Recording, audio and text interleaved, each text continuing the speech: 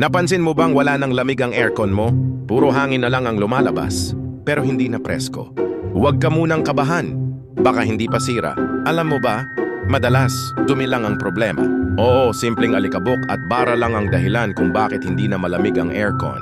Kapag madumi ang filter at evaporator coil, hindi makadaloy ng maayos ang lamig. Kaya kahit bukas ang aircon buong araw, parang wala rin. Pero may good news. Hindi mo kailangang gumastos agad o magpalit ng unit. Subukan munang linisin ang filter. Madali lang, hugasan, patuyuin at ibalik. Sa ibang kaso, kailangan lang ipaklining ang buong unit. Isang simpleng paglilinis. Malaking ginhawa. Minsan, akala natin sira na ang aircon, pero ang totoo, naiipon lang ang dumi. Kaya kung gusto mong bumalik ang lamig, magpa-cleaning na. Presko ulit sa loob ng bahay. Walang gastos sa bagong unit, walang stress. Aircon mo, balik lamig.